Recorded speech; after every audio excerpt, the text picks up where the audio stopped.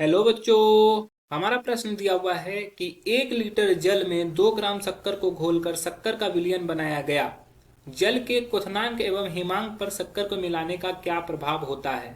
4 option है हमारे पास। क्वथनांक और हिमांक दोनों ही बढ़ जाते हैं, क्वथनांक और हिमांक दोनों ही कम हो जाते हैं, क्वथनांक बढ़ता है हिमांक कम होता है, और क्वथनांक कम होता है तथा हिमांक बढ़ता है।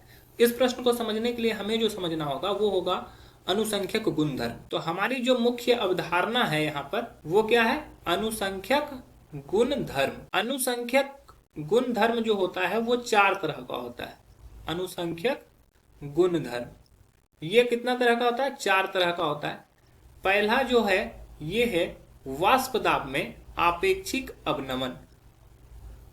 वाष्प दाब में आपेक्षिक अवनमन, ठीक है।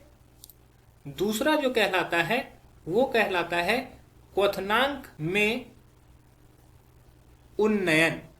मतलब कि अगर कोई विलयन है वहां पर कोई अवाष्पशील विलय मिलाते हैं तो उस विलयन का क्वथनांक जो होता है वो बढ़ जाता है। यह है क्वथनांक का उन्नयन। तीसरा होता है हिमांक में अवनमन। अगर कोई विलयन है, अगर उसमें कोई अविलेय पदार्थ को मिलाते हैं तो उसके हिमांक में कमी आती है, इसी को हिमांक का अवनमन कहते हैं। चौथा है परासरण एवं परासरण दाब। परासरण तो आप लोग समझते ही हैं। परासरण उसको बोलते हैं जब दो भिन्न सांद्रता वाले घोलों को आपस में मिलाया जाता है तो वहां पर एक विशेष प्रकार का विसरण होता है जिसे परासरण कहते हैं। वहां पर परासरण में अर्ध पारगम्य झिल्ली का प्रयोग किया जाता है और परासरण को रोकने के लिए जो बाह्य दाब लगता है उसे परासरण दाब कहते हैं। तो यहां पर जो कॉन्सेप्ट यूज हुआ है, यहां पर बोला गया है कि 1 लीटर जल में 2 ग्राम शक्कर मिलाया जाता है। सपोज कर लो कि 1 लीटर विलयन है, जल है, विलयन है जिसमें कि 2 ग्राम शक्कर मिला हुआ है, ठीक है। तो यहाँ पे जो विलयन तैयार हुआ, विलयन में विलायक जो है यहाँ पर जल, ठीक है, विलायक जो जल उसमें क्या किया गया, शक्कर मिलाया गया।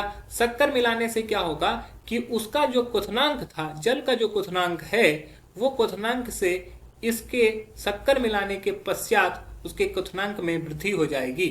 तो ये क्वथनांक का उन्नयन कहलाता है।